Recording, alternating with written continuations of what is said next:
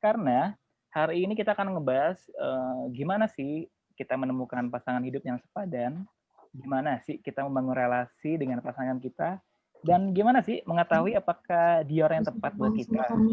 Kayak gitu mungkin, Carol. Iya, benar banget. Dan tentunya nggak hanya itu sih. Kita juga akan bahas juga bagaimana mempersiapkan diri di masa single atau masa menanti. Bagaimana mempersiapkan diri kita untuk merespon dengan benar dalam menjalin sebuah relasi yang sesuai dengan firman Tuhan pastinya. Bener banget. Kayaknya bakalan menarik kali ya. Hari ini menarik banget kayaknya. Dan kayak teman-teman semua nih yang di rumah, yang di Zoom, maupun yang di YouTube udah nggak sabar banget untuk dengerin sharing firman Tuhan nanti nih, Carol. Ya, bener banget. Kayaknya sih gitu nih. Nah, teman-teman pemuda dan remaja, sebentar lagi kita akan mendengarkan sharing dari Pendeta Alex Nanlohi, Esos MA, yang merupakan Wakil Sekjen Perkantas Nasional dan staf siswa Perkantas Nasional. Untuk itu, tanpa berlama lagi, langsung saja kita masuk ke sesi sharing firman Tuhan. Dengan topik Fully Prepared, no one is fully ready for dating or marriage, but fully prepared. Untuk itu, waktu dan tempat saya mau serahkan kepada Kak Alex Nanlohi. Halo teman-teman sekalian. Halo, Kak Halo, Alex. Alex. Halo Kak. Senang banget malam ini boleh sharing dengan teman-teman sekalian. Sunday Fellowship dan ini gabungan luar biasa ya, 3 gereja, Petamburan, Cibinong, dan juga Gunung Putri. Saya pikir ya ini kesempatan untuk sama-sama Tuhan rindu juga ya membangun setiap pemuda dan remaja sama-sama kita di dalam Tuhan. Saya mengajak kita berdoa sebelum kita membaca merenungkan firman Tuhan. Mari kita berdoa. Kembali kami akan membuka firman-Mu ya Tuhan, bukalah juga hati kami.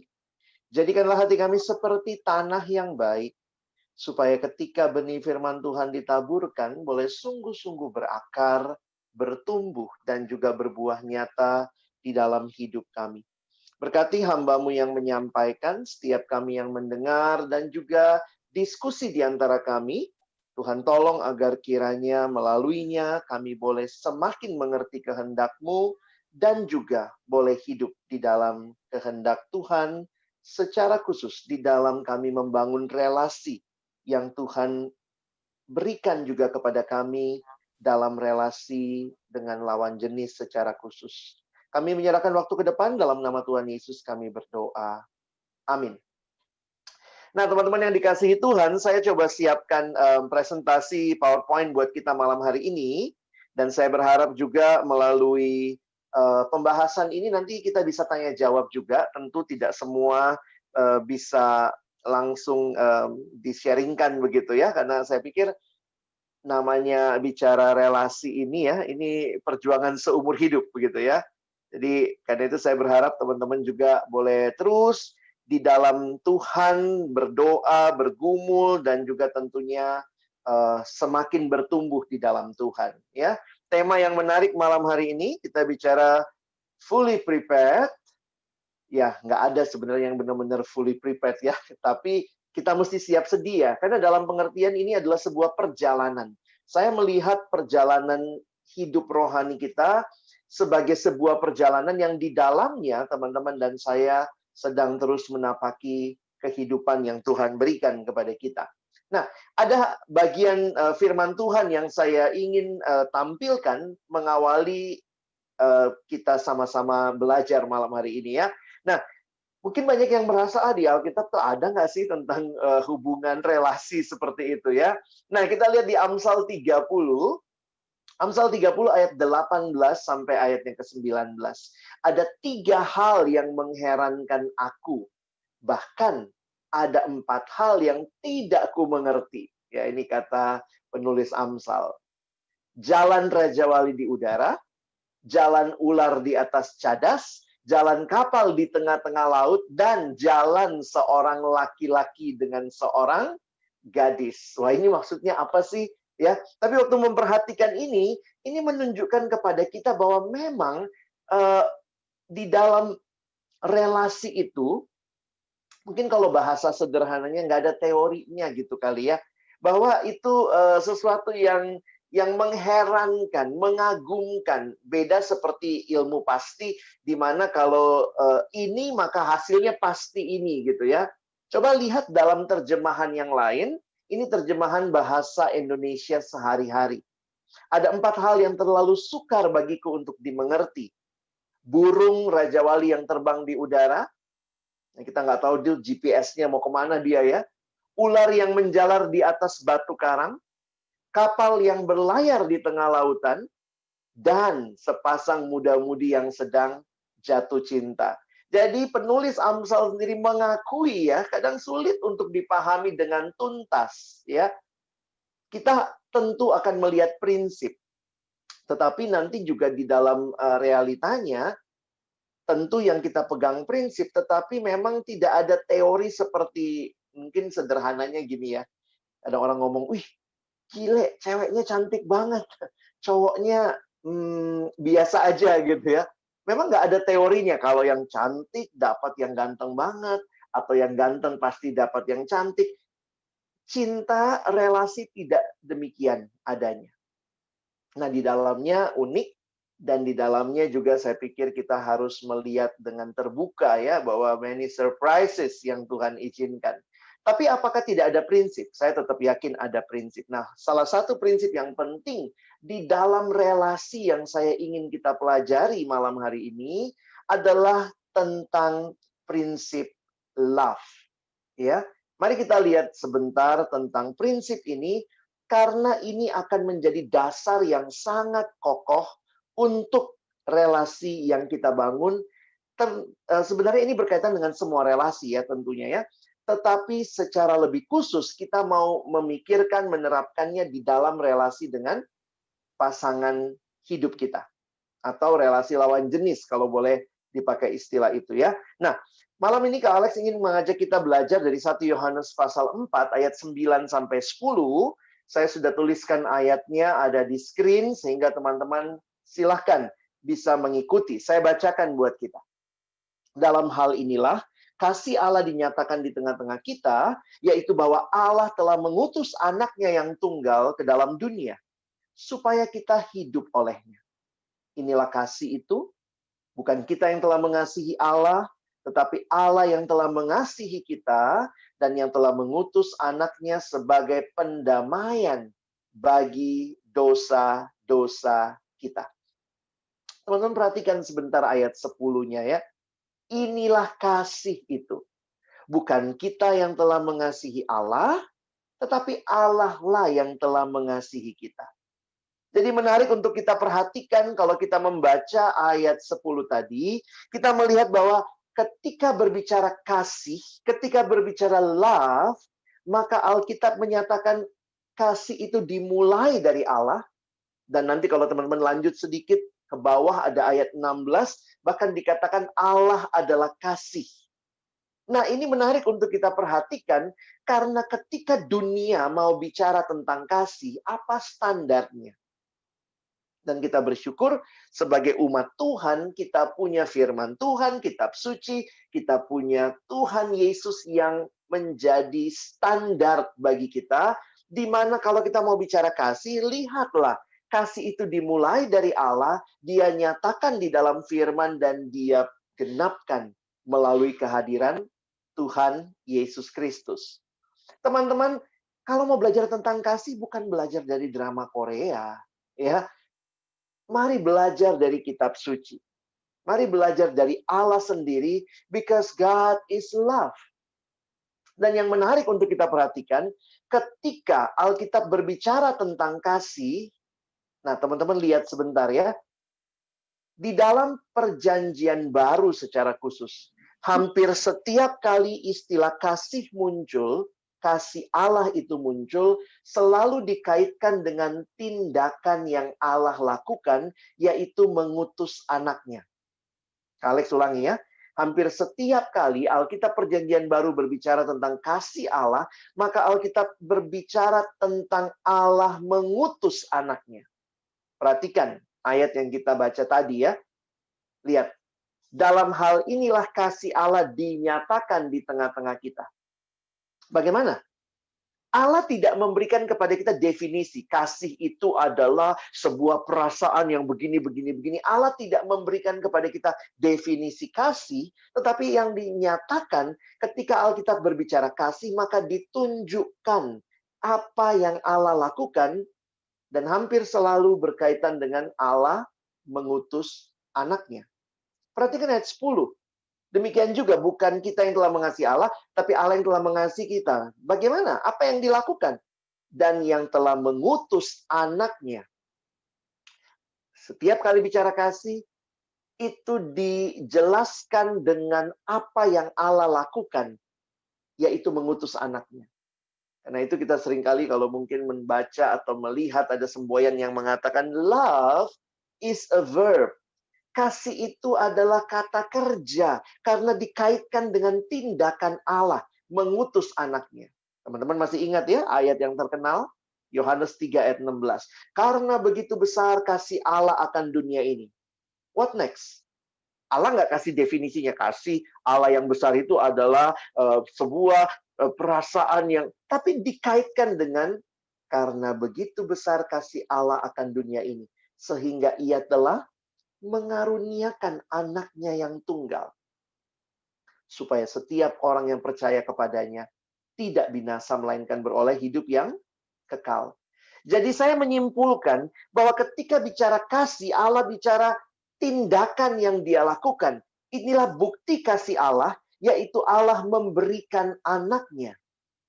Sehingga kalau kita mempelajari dan melihat apa yang terjadi di kayu salib, maka kita tidak bisa tutup mata untuk melihat cinta Tuhan yang luar biasa. Saya kutip kalimat pendeta Billy Graham, dia mengatakan Allah membuktikan kasih-Nya pada kayu salib.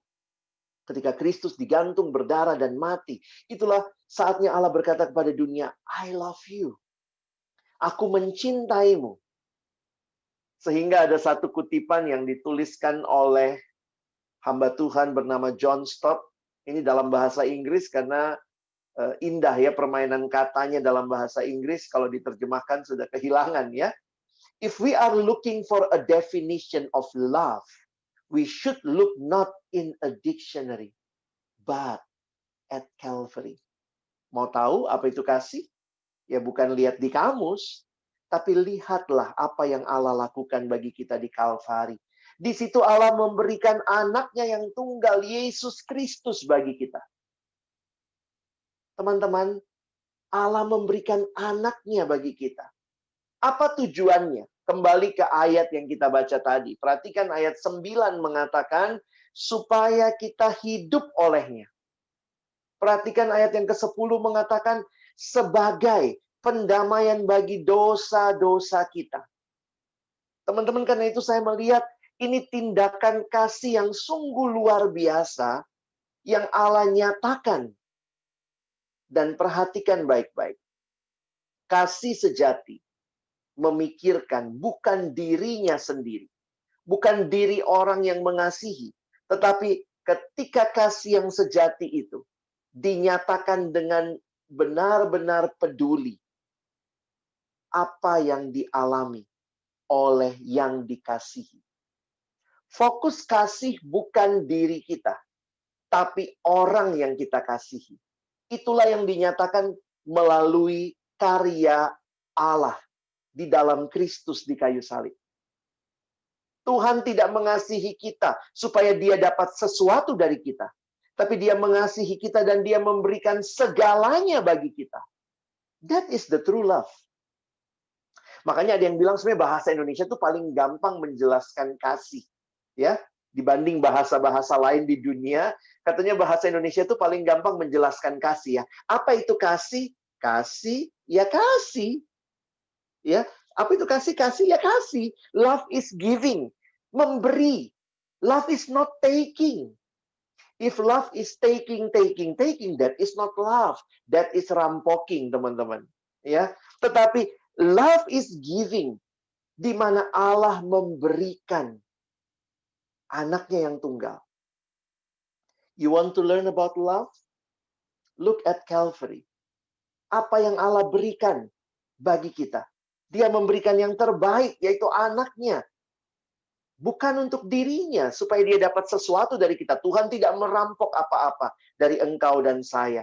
Tetapi ketika engkau melihat apa yang dia lakukan, kasihnya bagi kita, dia bahkan memberikan segala-galanya bagi kita. Nah, ini beda sekali. Kenapa saya katakan beda sekali dengan kasihnya dunia? Kasih dunia yang hanya dikaitkan seringkali hanya dengan perasaan, bukan dengan komitmen. Kasih dunia yang seringkali egois untuk kepentingan saya, bukan kepentingan orang yang dikasihi. Kasih dunia yang cenderung mengambil, bukannya memberi. Kasih dunia yang terbatas dan kasih Allah yang tidak terbatas. Teman-teman bayangkan kalau kita mulai berelasi, baik itu pacaran, lalu nanti kemudian menikah, dan kita tidak bertumbuh di dalam kasih Allah, betapa mengerikannya relasi itu. Bayangkan, dua orang yang tidak di dalam Tuhan, tidak bertumbuh di dalam Tuhan, lalu yang terjadi adalah mereka saling merampok, karena itu yang mereka pahami tentang kasih. Sehingga ada yang berkata gitu ya, pacaran jatuh dalam dosa seksual. Kenapa? Karena begini, polanya adalah menerapkan kasih yang egois. Oh, kau sayang sama aku, ayo dong cium. Sayang sama aku, ayo dong tidur sama saya. Kalau itu yang dikatakan dengan kasih, no. Itu merampok, bukan mengasihi. Itu menghancurkan. Dan karena itu saya harus katakan, betapa mengerikannya relasi yang dibangun tidak didasari dengan kasih Allah. You want to learn about love? Bukan dari drama Korea.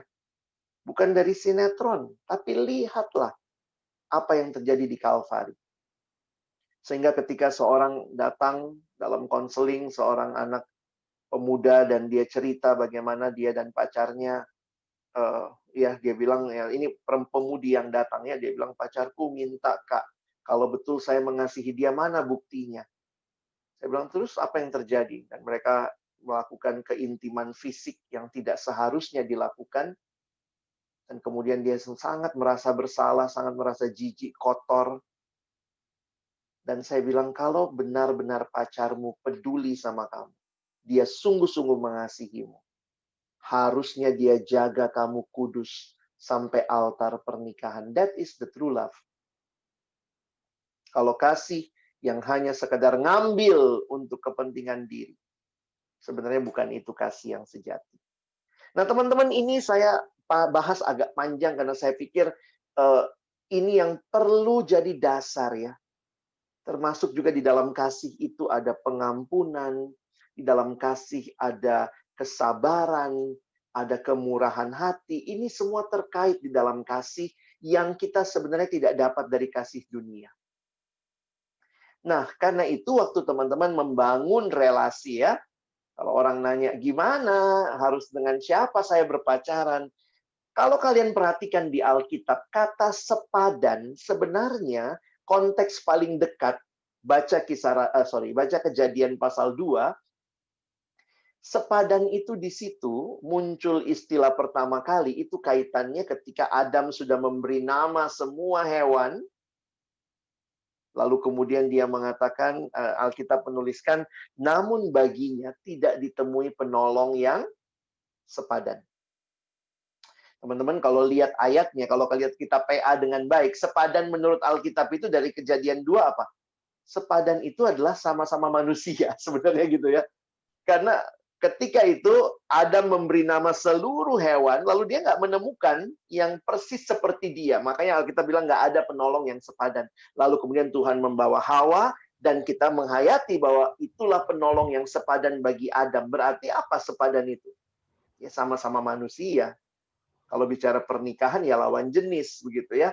Nah, tapi seringkali orang mengkaitkan kata sepadan sekarang itu dengan, oh kalau S1 harus sama S1 dong, sepadan. Itu nggak ada di Alkitab konsep itu ya. Kalau lihat konsep di Alkitab sebenarnya yang paling dasar adalah sama-sama manusia.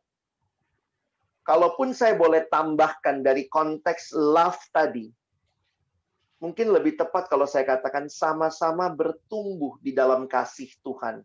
Kenapa? Memang belum ada dari kita yang sempurna mengasihi seperti Tuhan mengasihi kita. Kan kita diminta kasihilah sesamamu manusia juga. Nah, kita belum ada yang sempurna. Tetapi kalau bicara kesepadanan juga, saya melihat lebih tepat juga bicara sama-sama sedang bertumbuh di dalam kasih Tuhan. Beberapa kesepadanan yang kita suka bicarakan itu sifatnya lebih latar belakang, sosial ekonomi, keluarga, bagaimana secara psikologis. Itu tidak ada prinsip langsung di Alkitab. Karena kata sepadan, sebagaimana yang saya bilang, baca kisah Kejadian 2, itu hanya bicara manusia. Nah, waktu kita belajar lebih jauh tentang pentingnya love ini, maka kita pun jadi sadar bahwa ini bukan cuma sekadar, harusnya bukan cuma sekadar sama-sama manusia, tetapi manusia yang bertumbuh di dalam Tuhan. Karena itu kalau mau cari pasangan yang sepadan, tambahkan ini. Bahwa dia cinta Tuhan, dan tentunya cinta kamu juga, gitu ya. Nah, kesepadanan dalam hal itu penting. Terang sama gelap makanya tidak bisa bersatu. Itu jelas dari prinsip firman Tuhan. 2 Korintus 6, ayat yang ke-14. Kadang-kadang kita masih mau juga tawar-tawaran, Tuhan nggak apa-apa kok, dia kan nanti bisa ikut saya. Tapi banyak orang bicara ikut saya, lama-lama bisa jadi kamu yang ikut dia. Tuhan sendiri sudah memperingatkan, jangan mempermainkan hal-hal yang berkaitan dengan ketidaktaatannya. Jadi, kalau bicara kesepadanan, saya selalu ingatkan bahwa carilah sesama manusia, dalam konteks berpacaran carilah lawan jenis, dan kemudian carilah orang yang bertumbuh di dalam kasih kepada Tuhan. Dan itu yang sebenarnya akan menjadi dasar relasi yang baik. Bagaimana dengan kesepadanan dalam latar belakang ekonomi, latar belakang keluarga, suku, itu semua sesuatu yang bisa jadi pertimbangan. Tetapi pakailah lensa kacamata Alkitab untuk bisa melihat dengan lebih luas, ya. Nah, kita masuk sekarang kepada pacaran, ya. Kalau kita bicara bagaimana sih memulai relasi pacaran, di dalam kenyataannya remaja pemuda secara khusus memang untuk usia pemuda khususnya, saya pikir sudah tepatlah untuk berpacaran, ya. Kalau kalian sudah kuliah ke atas, sebenarnya kalau masih SMP, SMA, nasihat Kak Alex sih bersahabat dulu, ya. Jangan buru-buru pacaran. Karena kita nggak mau juga pacaran terlalu lama. Karena kalau misalnya terlalu lama pacaran juga itu godaannya besar, teman-teman. Jadi saya sih secara pribadi tidak terlalu mendorong masih SMP, SMA gitu ya. Udah pacaran dalam arti akhirnya kita jadi sempit juga pergaulan karena biasanya beberapa orang yang masuk dalam pacaran terlalu cepat itu biasanya akan menutup diri karena mau menghabiskan banyak waktu, banyak komunikasi hanya dengan pacarnya. Nah, tentu buat yang sudah pacaran gimana nih Kak? Kata Kak Alex nggak? Ya kalau sudah terlanjur pacaran, nah saya ingatkan pakailah prinsip-prinsip ini. Lihat lagi pacaranmu, sudahkah mengikuti prinsip-prinsip yang firman Tuhan nyatakan bagi kita. Nah, yang mengerikan sebenarnya ketika kita hanya ikut tren, ya. Nah, ini tren-tren sekarang nih. Apa tuh pacaran? Oh, semua orang pacaran. Malu dong kalau jomblo terus gitu ya. Jadi akhirnya pacaran cuma karena ikut tren. Oh, lumayan ada yang temenin kemana-mana. Wah, saya ingat sekali satu waktu dulu saya mimpin retret anak SMP ya. SMP tuh lucu ya. Cowoknya culun-culun, masih kecil gitu ya. Karena kan cowok biasanya pubernya lebih telat ya. Ceweknya sudah mulai gede-gede, udah mulai maaf ya pakai kutang gitu ya. Udah mulai pertumbuhannya lebih cepat tuh. Nah, kemudian dalam retret itu saya ingat sekali yang laki-laki itu masih lari-lari gitu ya. Masih main tabrak-tabrakan gitu ya, lari nabrak orang begitu. Yang ceweknya sudah mulai apa sih gitu ya. Nah, teman-teman saya ingat waktu dalam satu retret itu ada anak yang datang kepada saya gitu. Kak Alex, boleh dong main-main ke kamar pembicara katanya ya. Retret anak SMP. Jadi waktu istirahat makan siang dia tanya sama saya, Kak Alex ngobrol-ngobrol terus dia nanya, boleh nggak main ke kamar pembicara ya? Karena dia lihat kamar pembicara lebih besar kali ya. Kemudian saya bilang, mau ngapain ke kamar saya? Iya Kak, kita mau smackdown. Ternyata benar teman-teman ya, kira-kira jam 2 setelah makan siang, datanglah 3 anak ke kamar saya dan mereka main smackdown gitu ya. Berdua lagi smackdown gitu ya, di kan kasurnya lumayan besar, lalu kemudian saya ngobrol sama satu anak. Saya ingat banget dia nanya begini sama saya. Menurut Kak Alex, boleh nggak kita pacaran? Nah, ini anak kelas 1 SMP, ya. Karena itu retret kelas 1 SMP. Saya pandangin dia dari atas sampai bawah gitu ya. Anaknya kan kecil gitu ya. Ya elah, saya bilang dalam hati ya, celanamu aja nggak sampai bawah gitu ya. Celananya masih celana pendek gitu ya. Tapi menariknya, dia nanya gitu, menurut Kak Alex, boleh nggak kita pacaran? Nah, sebagai pembimbing remaja yang baik, saya nggak langsung jawab. Saya tanya balik, emangnya tujuanmu pacaran apa? Terus dia ngomong gini ya, loh kalau saya pacaran itu kan Kak, itu kan menambah semangat belajar. Teman-teman, kalau cuma nambah semangat belajar, lalu jawabannya pacaran, sedih amat gitu ya. Coba datangin papa mamanya, om, tante, pinjem anaknya ya, untuk nambah semangat belajar saya. Saya pacarin om, tante, nanti kalau saya sudah semangat belajar, saya putusin gitu ya. Kadang-kadang kita jadi lupa bahwa tujuan pacaran tuh bukan sekadar menambah semangat belajar. Kalau karena pacaran semangat belajar bertambah, ingat itu akibat, bukan tujuan. Jangan jadikan itu sebagai tujuan pacaran cuma sebagai sekedar menambah semangat belajar. Mendengar dia ngomong begitu, terus Kak Alex balas ya, saya bilang, hey, kalau cuma sekadar menambah semangat belajar, ayo minum Cerebrofit gitu ya. Multivitamin, menambah energi semangat belajar. Lalu kemudian saya ingat banget ya, yang lagi smackdown berdua di samping, mendengar percakapan kami, berhenti smackdown. Lalu kemudian nimbrung. Dan saya ingat banget anak itu yang satu ya, ada satu lagi yang lebih tengil lagi, datang dan dia nunjuk saya ingat banget. Dasar kakak nggak ngerti anak muda. Wih, saya bilang, oke deh, kalau kamu apa tujuannya pacaran? Terus tiba-tiba dia ngomong, tapi gini kan Kak, kalau kita pacaran itu kan, kita kan berarti kalau mau kemana-mana nggak kesepian. Kita punya teman, kita bisa ajak ke mall, kita jalan, kita telepon, kita jalan sama pacar kita. Wow. Nah ini nih kalimat tadi ya. Lumayan, ada yang nemenin kemana-mana gitu ya. Terus kemudian saya bilang sama dia, hey, kalau cuma sekadar untuk mengisi kesepian, pelihara anjing ya, kamu bawa kemana-mana gitu ya. Bisa ya. Sedih loh. Pacaran cuma untuk nemenin. Dalam pengertiannya artinya apa? Memang cintanya remaja secara khusus ya, yang belum bertumbuh dalam kasih Tuhan itu egois sekali. Saya pacaran supaya saya, supaya saya, supaya saya. Tapi kalau kita mengerti kasih, maka arahnya itu bukan cuma saya, tapi supaya dia, supaya dia, supaya dia. Makanya tuh cinta remaja, kadang dibilang cinta monyet ya. Pernah lihat monyet? Jangan lihat temennya ya. Itu tuh monyet Kak ya. Kalau monyet itu, contoh ya teman-teman ya, kalian pergi ke tempat yang banyak monyetnya. Kita lagi pegang apa tuh? Monyet sukanya apa?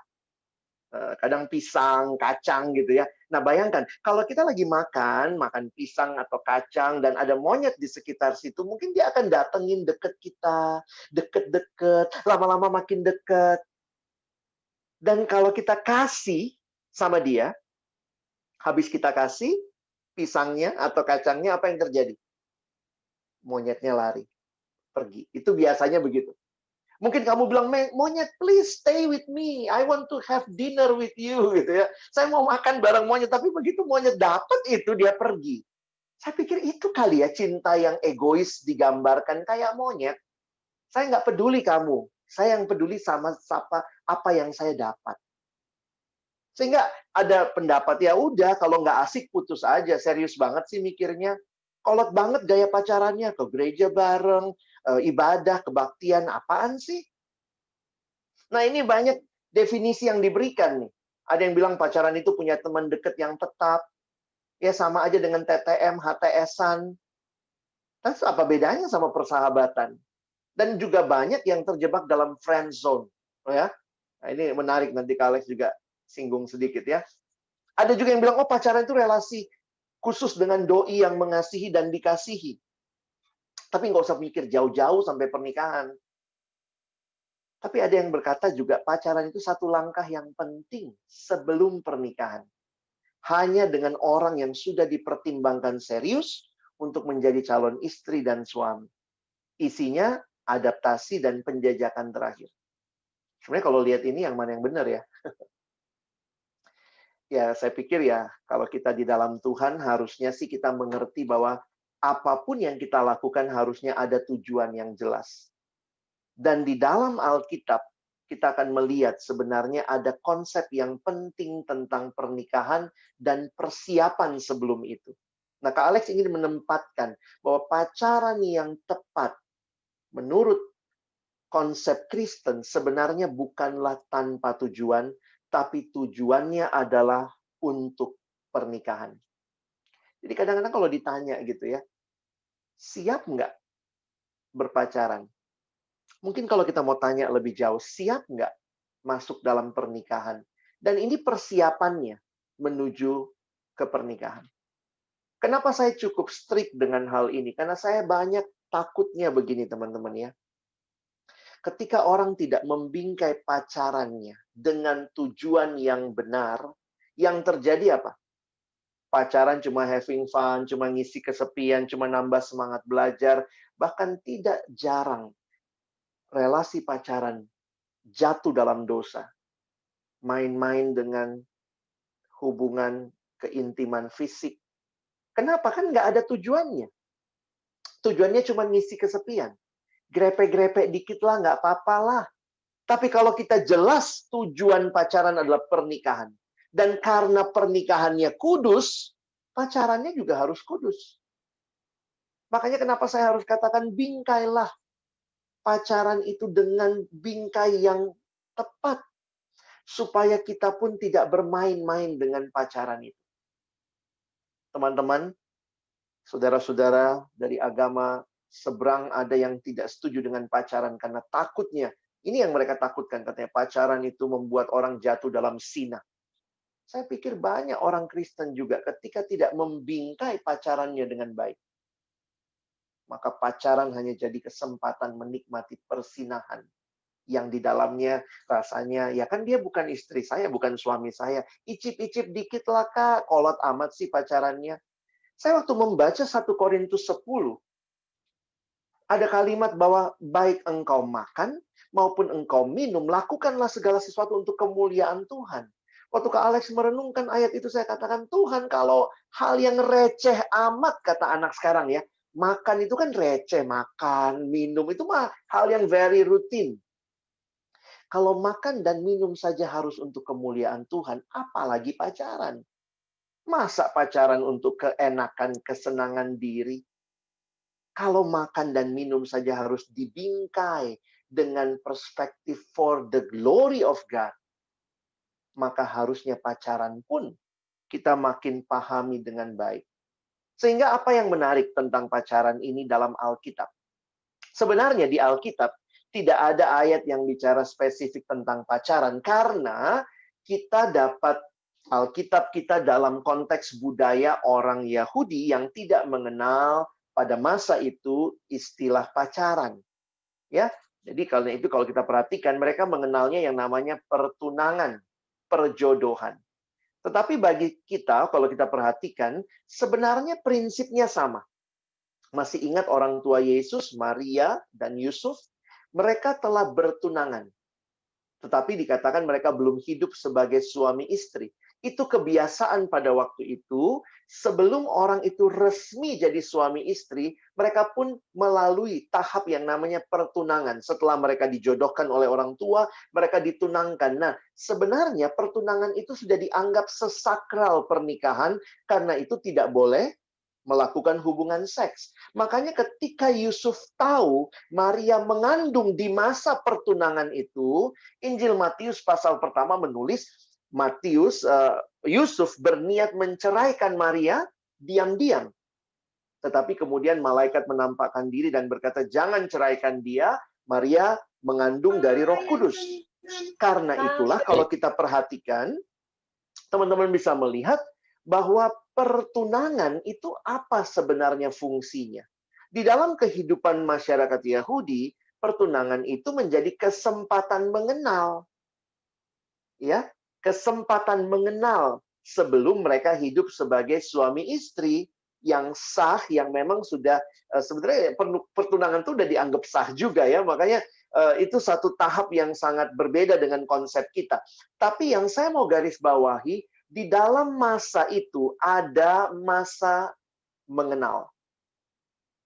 Jadi sama juga. Kalau kita bawa ke masa sekarang, kita kan nggak ditunangkan ya, atau ada juga yang masih ditunangkan. Tetapi kemudian ada masa mengenal. Nah, mungkin waktu itu, dalam konteks waktu itu, masa mengenalnya disebut dengan pertunangan. Nah, buat kita sekarang, masa mengenalnya kita sebut dengan pacaran. Jadi, sebenarnya disinilah kita harus membingkai kembali, bahwa memang ketika bicara pertunangan, bicara pacaran, ini tidak sekedar bicara having fun. Ini bukan kesempatan nikmati keindahan romantisme belaka, tapi kita sedang membingkai sebuah relasi yang kita rindukan berakhir dalam pernikahan. Karena itu prinsip teman hidup, ya tentu lawan jenis, penolong yang sepadan tadi, kalau Kak Alex sekali lagi membingkai bahwa itu berarti sama-sama manusia dan sama-sama bertumbuh kalau kita mau pakai kriteria yang paling basic, ya. Karena kriteria lain yang kadang-kadang kita tambahkan itu sebenarnya nggak prinsipil, ya. Misalnya ada yang bilang, pokoknya saya harus lebih tinggi dari pasangan saya. Saya kan laki-laki, masa dapat yang lebih pendek? Saya bilang, kenapa begitu konsepmu? Pernah saya tanya satu anaknya, kok begitu konsep kamu? Dia bilang, iya kan kata Alkitab harus sepadan. Hah? Jadi sepadan itu sama tinggi? Nggak begitu, Alkitab nggak bicara sepadan adalah sama tinggi. Ada yang bilang, iya Kak, saya kan S1, dia sudah S2, kami nggak sepadan. Nah, ini sepadan yang kita bikin-bikin, artinya kita tambah-tambahin ke dalam kesepadanan. Memang hal-hal itu pasti bisa jadi pertimbangan. Tapi itu bukan prinsip yang penting bicara kesepadanan. Kesepadanan itu berarti sama-sama manusia, khususnya pernikahan harus lawan jenis, dan perhatikan, dia harus hidup di dalam Tuhan. Makanya itu prinsip berikutnya, sesama orang percaya. Jadi tujuannya untuk pernikahan, dalam kasih, dalam kekudusan, dan harus memuliakan Tuhan. Kenapa harus kita berpikir serius tentang ini? Oh Kak, saya mah masih belum pacaran. Saya juga ikut malam ini karena dapat undangan, disuruh. Gimana ya? Ya inilah tema kita ya. Let be prepared. Ya, fully prepared. Belum. Jadi ya sebelum kita masuk dalam benar-benar pacaran, buat teman-teman yang belum pacaran, nah ini persiapannya supaya kalian tidak sekadar menganggap dan melihat pacaran sebagai sekadar isi waktu. Bagaimana untuk yang sudah pacaran? Nah, kiranya pemahaman ini menolong teman-teman juga untuk membingkai lagi pacaranku apakah sudah sesuai atau tidak. Karena dampaknya itu bagi pribadi. Kamu makin bertumbuh atau makin mundur secara rohani. Harus dilihat juga tuh. Dan dampak terhadap persekutuan, karena kita anak-anak Tuhan, kita hidup dalam persekutuan sesama orang percaya, apakah pacaran kita jadi teladan atau jadi batu sandungan? Nah, ini ayat yang tadi Kak Alex kutip ya. Jika engkau makan, minum, atau melakukan sesuatu yang lain, nah saya menafsirkan termasuk pacaran, lakukanlah semuanya itu untuk kemuliaan Tuhan. Nah, sebenarnya bagaimana kita memulai relasi pacaran ya? Saya pikir sih dalam anugerah Tuhan, ketertarikan kepada lawan jenis itu Tuhan berikan ya dalam pertumbuhan secara khusus ketika kita sudah mulai akil balik ya, ketika sudah mulai mengalami puber. Kalau masih kecil kan beda ya. Kalau masih kecil tuh anak TK misalnya ya, saya ingat ada dulu ponakan saya tanya sama dia, kamu siapa pacarnya? Nah, anak TK, dia cewek ya, dia sebutin semua laki-laki di kelasnya, si Rian, si ini, si Tony, itu pacarku. Waduh, ya itu, kalau anak kecil kan semua pacar dia kan. Nah, cuma kalau sudah bertumbuh dewasa semua pacarmu, ya kamu juga agak masalah berarti ya. Tapi mulai ada ketertarikan.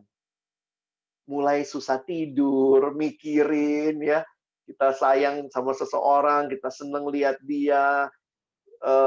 Ya itu lucu ya, kita kontak, kadang-kadang dibaca WA-nya, di line-nya, di screenshot mungkin gitu ya.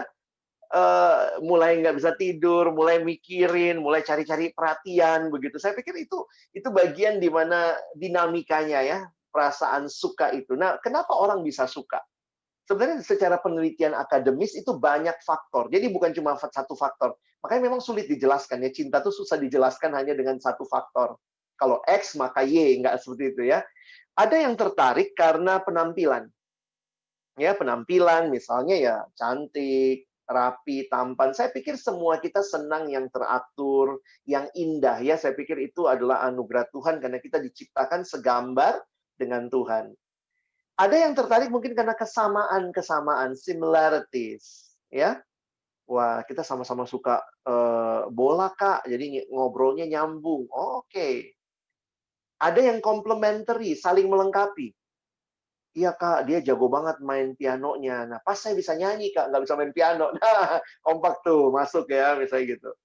Ada juga karena melihat belas kasihannya. Lagi jalan sama dia, ih, Kak, dia tuh perhatian loh ketika lihat pengemis. Dia berhenti loh, Kak. Dia ajak ngobrol pengemisnya. Wah, itu saya terharu loh, Kak. Saya terkesan gitu lihat dia. Jadi ada orang yang memang mulai tertarik dan jatuh cinta bisa dari hal seperti itu. Dan juga bisa dengan proximity. Proximity itu kedekatan atau sering bertemu. Makanya jangan heran untuk yang mahasiswa, kalau zaman dulu tuh ada yang namanya KKN ya, kuliah kerja nyata. Pergi ke kampung, cuman dalam satu kelompok misalnya 15 orang ke satu kampung selama 1 bulan di situ. Itu banyak yang cinlok tuh, cinta lokasi. Kenapa? Dia mulu gitu ya. Kayak nggak ketemu lagi gitu ya. Nah, akhirnya, makanya teman-teman saya melihat waktu kamu mencoba menggali, kenapa sih saya tertarik? Nah, mungkin ini hal-hal yang mungkin bisa menolong kamu melihat ya ketertarikanmu. Lalu bagaimana memilih teman hidup? Nah, ini buat teman-teman yang sedang bergumul, aspek-aspek apa sih yang perlu ada? Nah, Kak Alex ingin ajak kita berpikir sebentar berkaitan dengan hal ini, karena bagi saya, generasi tertentu biasanya senang hanya mengkaitkan dengan satu hal saja.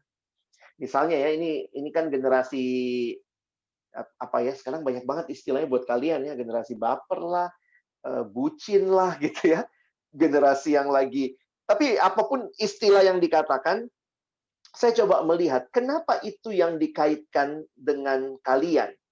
Karena nampaknya dalam generasi ini, aspek yang sangat ditekankan dari 4 hal ini, ya perhatikan ya, aspek yang seringkali sangat ditekankan dalam memilih teman hidup itu aspek nomor 1 saja, perasaan. Padahal ingat, perasaan itu hanya 1 dari 4 aspek yang perlu jadi pertimbangan. Kenapa begitu? Kadang-kadang memang, ya memang jatuh cinta itu kan sulit didefinisikan. Perasaan itu sangat mendominasi. Nah, ditambah lagi dengan film-film, lagu yang ada di generasi sekarang yang membuat orang merasa perasaanlah segala-galanya. Saya tidak katakan memilih teman hidup nggak butuh perasaan, tapi harus ingat, perasaan bukan segala-galanya. Harus ada pertimbangan lain juga. Karena itu, teman-teman, karena gini loh, Kak Alex pernah ketemu orang yang apa-apa ngomongnya, harus dapat chemistry-nya, Kak, chemistry-nya gitu ya. Saya bilang, oke lah, kamu dapat chemistry-nya, tapi lihat loh, ingat baik-baik. Misalnya waktu itu kan dia sangat bicara chemistry. Tapi saya tahu ini tidak seiman. Saya bilang, kamu bicara chemistry nomor 1, kamu nggak bicara nomor 4. Hati-hati, hanya bicara chemistry. Saya pikir kamu dikunci dalam satu kamar dengan satu lawan jenis juga, kalau tiap hari komunikasi bisa tertarik juga. Makanya jangan cuma bicara masalah chemistry. Beberapa orang saking bicara chemistry, perasaan, lupa pakai akal sehat. Oh, ada yang seperti itu. Kak Alex pernah ketemu ada yang merasa begini, iya Kak, saya sayang banget, pokoknya saya benar-benar sayang sama dia Kak, pokoknya nggak ada yang lain, karena ternyata obsesi dia ada dalam orang itu. Jadi saya bilang sama dia, kamu itu dikasarin. Dia pernah ditendang, jatuh dari motor, ini perempuan ya, cowoknya tendang dari motor, cowoknya kalau marah ngomongnya kasar, kebun binatang keluar semua. Tapi waktu ngobrol, konseling gitu. Saya bilang, ya udah, kalau gitu selesaikanlah relasimu. Ini nggak sehat. Tapi aku sayang banget sama dia, Kak. Saking sayangnya nggak pakai otak, nggak pakai akal. Nggak ngelihat bahwa ini, bayangkan pacaran aja sudah begitu, gimana menikah? Mau KDRT. Nah, jadi mesti kita paham juga. Ada yang saking penyerahan kepada Tuhan juga nggak pakai akal sehat, nggak pakai perasaan, karena penyerahan kepada Tuhannya juga nggak tepat. Satu adik yang pernah saya layani dengan konteks dia, waktu itu dia cerita lah, dia juga ngalamin kekerasan walaupun secara verbal ya. Dia bilang kalau pacarnya marah ngomong begini-begini. Akhirnya saya bilang gini, pertimbangkan ulang hubungan kalian. Teman-teman tahu dia jawabnya apa? Masa mesti putus sih, Kak? Dia kan, waktu saya mulai relasi sama dia kan saya berdoa. Dia kan jawaban doa. Saya bilang sama dia, ingat, kamu masih pacaran. Selama pacaran, terus gumulkan. Jangan berpikir karena sudah didoain di depan, maka nggak ada lagi ke belakang-belakangnya. Terus harus berdoa sampai pernikahan. Kalau sudah pernikahan, ya sudah. Itu no turning back. Tapi kalau masih pacaran, jangan bilang, ini kan jawaban doa. Udah jelas-jelas kamu dikasarin, kamu tidak diperlakukan dengan tepat. Jadi jangan melihat jawaban doa seolah-olah membenarkan semua tindakannya. Karena itu saya katakan bergumul bukan hanya di awal mau pacaran, tapi sepanjang menjalani, teruslah bergumul dengan mempertimbangkan aspek-aspek ini. Gimana komunikasi dengan dia?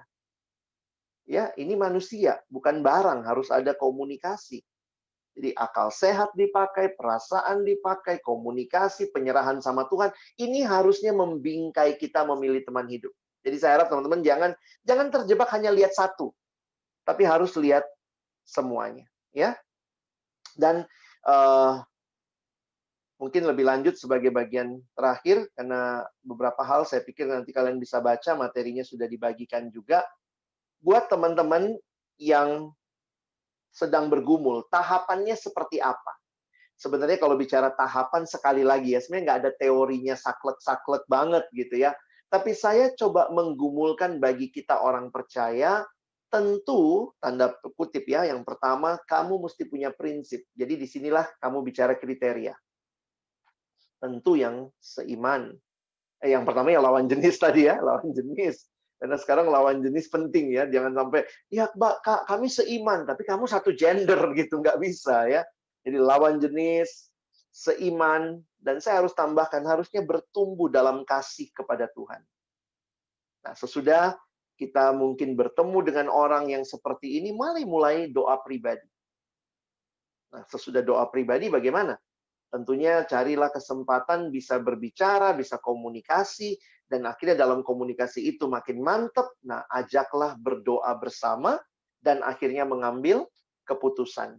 Memang terkesan dalam konteks budaya timur, yang harus menyatakan laki-laki.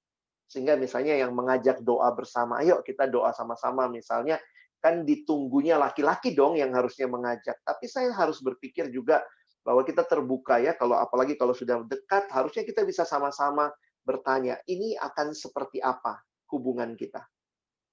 Dan termasuk masalah mengambil keputusan. Jangan cuma doa bersama, tapi nggak jelas sampai kapan doanya ya. Dan apakah memang ini menjadi sesuatu yang akan dilanjutkan ke tahap yang lebih serius atau tidak. Nah, jadi teman-teman, saya juga ingin memberikan satu tips tadi soal pertemanan ya. Kak Alex harus katakan hati-hati kedekatan tanpa komitmen. Antara lawan jenis, saya percaya antara lawan jenis bisa tetap bersahabat.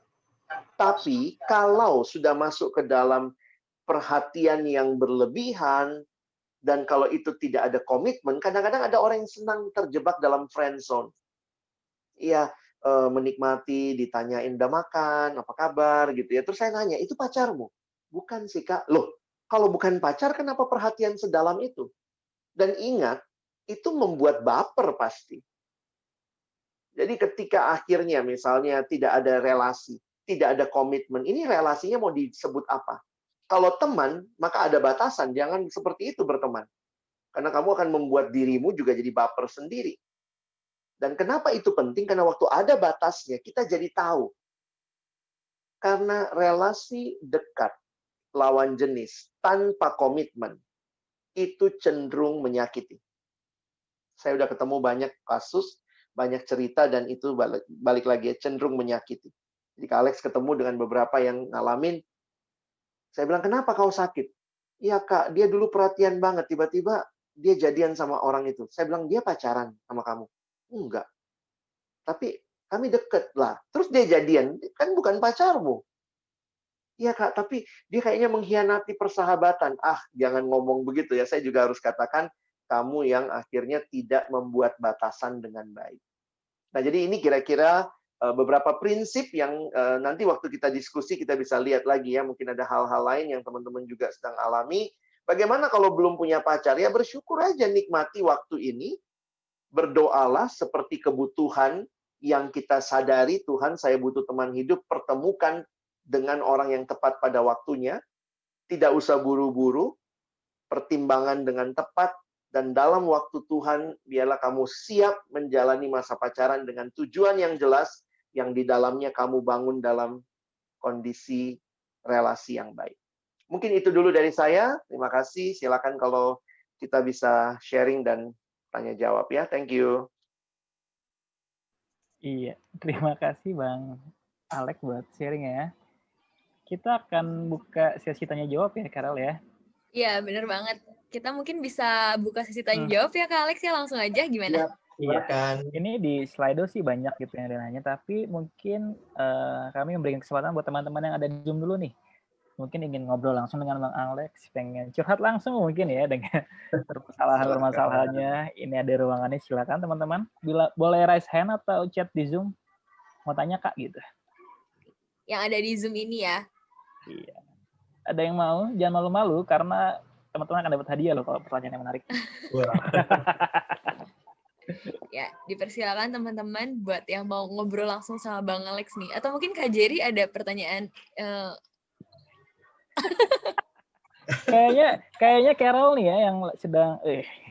Kalau gitu Carol, kalau mungkin teman-teman di Zoom lagi mempersiapkan pertanyaan, kita bacakan dulu yang di Slido kali ya. Iya, benar banget. Oke, di Slido tadi. Coba dipilih aja Kak Jerry. Pertama nih, katanya. Oh, ada Maura. Kita mau ke Slido ada dulu. Maura. Ada Maura, boleh Maura, silakan. Yang ada di Zoom dulu. Maura open mic, silakan. Halo. Mana orang kita spotlight ya? Shalom semuanya. Halo Maura. Shalom. Jadi sebenarnya tuh aku udah nanya di Slido juga. Oh gitu. Tapi takutnya kurang paham gitu loh apa yang aku maksud. Oke. Boleh langsung. Boleh nggak aku iniin di sini? Boleh banget. Jadi sebenarnya gini, Bang Alex, aku manggil Bang Alex ya. Iya, nggak apa-apa. Jadi gini Bang Alex, aku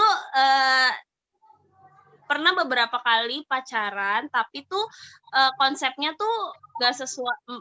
Yang aku tangkap sih nggak sesuai sama yang Bang Alex tadi paparin. Jadi beberapa kali aku menjalin hubungan, itu tuh memang ada beberapa tahapan gitu loh Bang.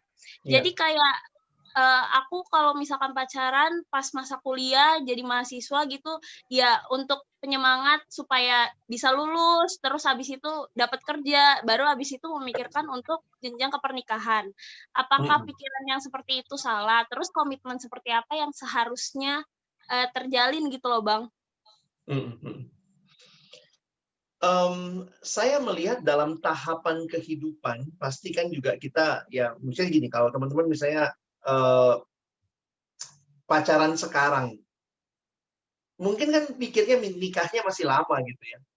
Tapi bagi saya begini, ini penting untuk membingkai relasi kalian. Ini mau dibawa kemana? Supaya juga kita sama-sama paham. Jadi jujur aja, kadang saya akhirnya merasa begini ya, dalam banyak kali konseling dengan orang-orang yang mengalami pergumulan waktu pacaran, entah juga sakit hati kah, atau mungkin sudah jatuh dalam dosa-dosa tertentu, itu memang karena tidak membingkai dengan baik. Yang sudah membingkai dengan baik aja untuk pacaran bisa gagal, bisa jatuh, apalagi yang tidak punya penghayatan itu. Nah, jadi makanya saya jadi mengerti begini. Sebenarnya pacaran yang baik itu berapa lama sih? Itu kan kalau orang nanya gitu, pacaran yang baik berapa lama? Ada yang bilang, ya jangan kelamaan lah, tapi juga jangan kecepatan kan. Hari ini married gitu. Kenalnya kapan? 2 jam yang lalu gitu ya, nggak mungkin lah ya. Nah, poinnya begini. Kalau pacaran yang baik kira-kira ya 4 tahun atau ya 3,5, 4 tahun misalnya. Maka teman-teman mau menikah umur berapa? Ini cara berpikir aja. Kalau misalnya kalian mau menikah umur 29, 28. Jadi sebenarnya dengan menikah 28, pacaran kira-kira menurutmu baiknya 4-5 tahun misalnya, sebenarnya kan usia 24 pun nggak apa-apa mulai pacaran begitu kan. Dengan membingkainya dengan jelas bahwa ini memang tujuannya untuk pacaran. Kalau mau lebih awal, oke lah, mungkin umur 20. Makanya saya katakan, saya nggak terlalu rekomendasi anak SMA pacaran. Kalau dia pacaran umur 16 tahun, mau menikah 28, mau pacaran berapa lama? Apa mau menjadi petualang cinta? Cuman sekedar petualang, jangan-jangan kita lebih penting punya sahabat daripada punya tanda kutip banyak pacar. Jadi bagi saya, cara pikirnya, memang kita punya tahapan hidup. Tapi dalam berbagai tahapan hidup, sebenarnya ini yang jadi pertanyaan penting, kapan kita siap mulai pacaran yang benar-benar dengan konsep untuk persiapan pernikahan. Nah, jadi ini menolong juga sih ya, karena kalau tidak, saya agak takut memang ya dengan berbagai pergumulan remaja pemuda sekarang, lalu menjadikan pacaran sebagai legalitas, boleh deket, boleh usap-usap rambut, boleh bobo-bobo sayang gitu ya. Padahal itu belum waktunya, belum pantas seperti itu.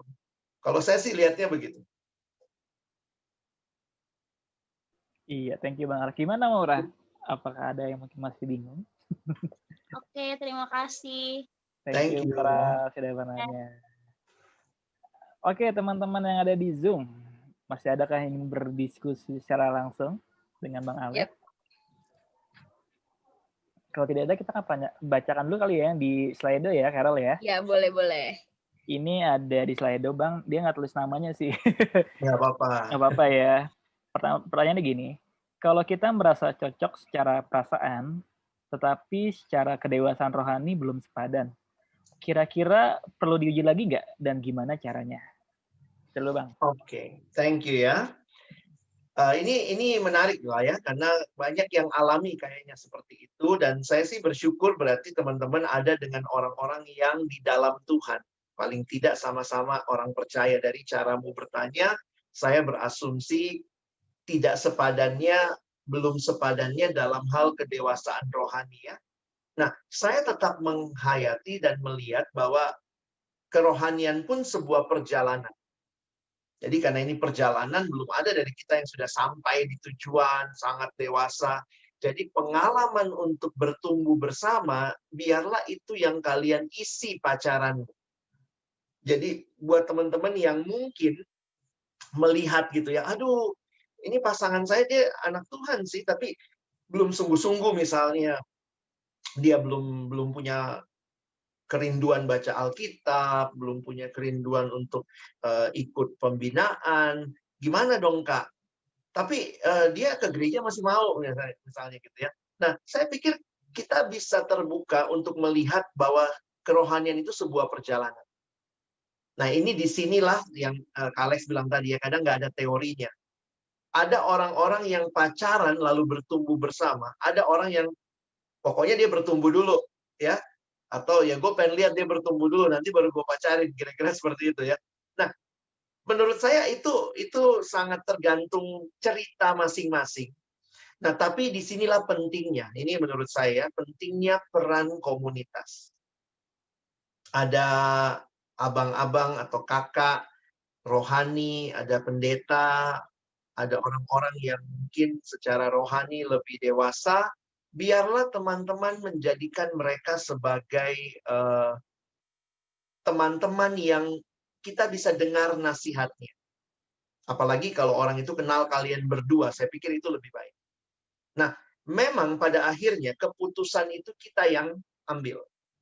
Tetapi saya ingat kalimat di Amsal, rancangan itu terlaksana kalau banyak pertimbangan. Jadi saya pikir ini perlu kita pakai juga. Kita tanya pertimbangan orang-orang yang kenal kita. Aku senang sama dia, tapi kayaknya dia belum terlalu bertumbuh. Menurutmu seperti apa? Mungkin ada yang kasih masukan, oh nggak apa-apa kok, nanti dia mau ikut kelompok kecil, nanti gue yang megang dia, nanti kalau lu sama dia, ya nanti dibimbing. Atau ada yang bilang, ya jangan dulu lah sama dia, kayaknya dia masih banyak pergumulan pribadinya, mungkin dia beresin dulu deh, minta tolong siapa yang nolongin dia, nanti sesudah itu lu lihat 6 bulan lagi, mungkin lu pertimbangin lagi. Nah, itu akan sangat banyak nasihat yang mungkin akan menolong kita sebelum kita memutuskan. Jadi ini agak kasus ya. Jadi prinsipnya adalah tetap merindukan orang itu bertumbuh dan sebenarnya perjalanan rohani belum ada yang sangat dewasa. Kita sedang berjalan bersama. Nah, teman-teman yang harus gumulkan. Baik, terima kasih Bang Makasih. Alex. Ada lagi yang mau bertanya di Zoom ini? Kalau tidak ada, saya bacakan slide lagi, Carol ya. Yuk, iya ada lagi Bang Alex tapi anonim lagi nih. Iya, Carol. Apa nih Carol pertanyaannya? Aku bacain ya. Ya. Nah, Kak, kalau misalkan kita ngerasanya nggak negatif, nggak positif, jadi ngerasanya kayak di tengah-tengah gitu, nggak bertambah iman tapi nggak merusak juga. Itu gimana ya, Kak? Nah, Kak, kalau misalkan kita ngerasanya nggak negatif, sama ya? Ya itu, Kak, maksudnya. Ini maksudnya apa? Negatif positif dalam hal pasangan kita gitu ya? Gimana sih? Iya, mungkin. Jadi mungkin dia nggak ngerasa bertambah buruk, tapi juga nggak berasa imannya bertambah juga, gitu Kak. Jadi di tengah-tengah aja. Iya. Saya pikir ya balik lagi ya, penjelasan saya sebenarnya perjalanan kedewasaan rohani itu sebuah perjalanan ya. Sehingga ini juga bukan hanya waktu pacaran, tapi waktu menikah juga. Nah, beberapa kali Kak Alex kasih masukan begini kali ya buat teman-teman yang mungkin lagi dalam pergumulan seperti itu ya. Saya biasanya kasih tahu begini, ingat bahwa ini bukan cuma masalah sekarang. Inilah kalau kalian membingkai pacaran kalian juga untuk tujuan masa depan, bahwa kita rindu membangun pernikahan. Nah, saya harus katakan kepada teman-teman, kalau benar-benar memang tujuannya adalah untuk pernikahan, maka pertanyaannya mesti ditambah. Apakah saya mau hidup dengan orang yang seperti itu selama-lamanya? Kira-kira begitu. Apakah juga saya tidak berjuang begitu ya, membangun iman saya? Karena ke depan, kalau kalian berkeluarga, punya anak-anak, kita rindu dong ya, anak-anak itu dibesarkan oleh orang tua yang takut akan Tuhan. Jadi bukan cuma sekedar romantisme, gue sayang dia, dia sayang gue gitu ya. Nah, ada satu kasus gitu ya, dia punya pacar tuh anak Tuhan, tapi nggak rajin ke gereja, kadang nggak datang ya, kadang ibadah minggu aja gitu ya. Jadi kalau pembinaan terus dia bilang, iya Kak, tapi dia mau kok, mau nungguin. Jadi tiap kali aku diantar ke gereja, dia nungguin kok Kak di luar. Lah saya bilang kayak gitu juga supir Grab juga begitu, supir Gojek juga begitu, drivernya gitu ya. Saya bilang sama dia, kamu mesti berpikir baik untuk dirimu, kerohanianmu maupun kerohanian yang menjadi pasanganmu, bahwa bukan ini yang kita mau. Tentunya kita mau yang bertumbuh. Jadi jangan cuma korbankan perasaan, sayang. Kita nggak, ada juga yang begini ya, kami nggak pernah ngomongin kerohanian, Kak. Karena tiap kali ngomongin kerohanian berantem. Jadi, ya udah yang penting kita saling sayang. Saya bilang, nih kalian mau kemana gitu? Kalau cuma akhirnya tidak berani jujur dengan hal yang penting, kerohanian itu penting nggak? Nah, kecuali saya bilang kamu sendiri nggak ngerasa itu penting.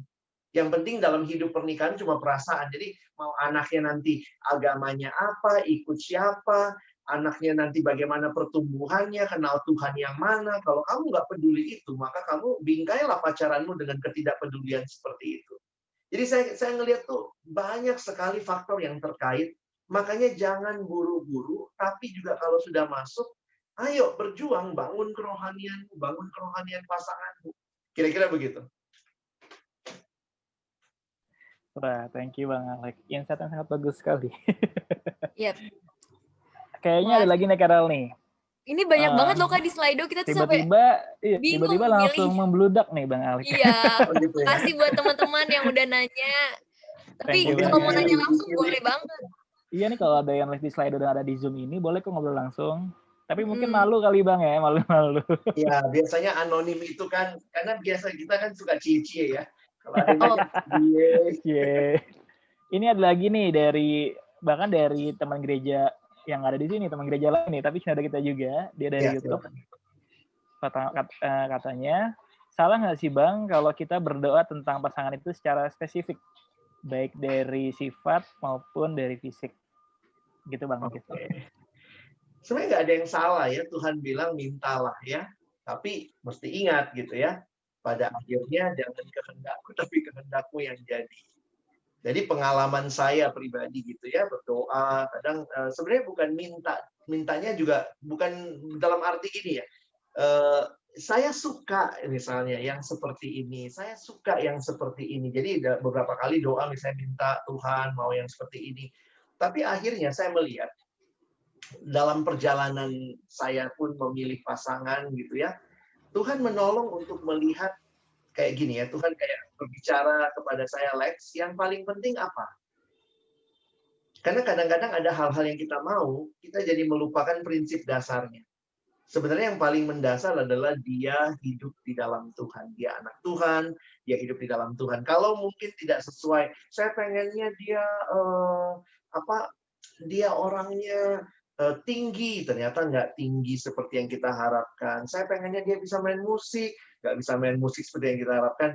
Maka walaupun kita sudah minta, tapi pada akhirnya kita pun belajar melihat apa sih yang paling penting yang sebenarnya jadi dasar. Jadi nggak apa-apa, silakan minta, tapi jangan tertutup pikiranmu hanya dengan permintaanmu, karena Tuhan bisa kasih sebenarnya melampaui apa yang kamu pikirkan. Bener banget. Thank you Bang Alex. Makasih Kak Alex. Lanjut lagi ya Kak. Oke. Ya. Dari anonim juga. Shalom Kak Alex. Mungkin kalau misalnya saya bacain tapi ada di Zoom ini, mau nanya langsung lagi boleh ya? Iya. Shalom Kak Alex, kalau misalkan saya sudah terlanjur beda agama, berada di hubungan beda agama, tapi si cowok berserah ingin mengikut iman kita, apakah kita harus menetap atau menyudahi? Gitu Kak. Kita butuh komunitas yang benar-benar bisa. Jadi gini ya, kalian perlu untuk memastikan memang betul nggak dia ikut Yesus karena dia mau kenal Tuhan Yesus, bukan cuma karena cinta sama kamu.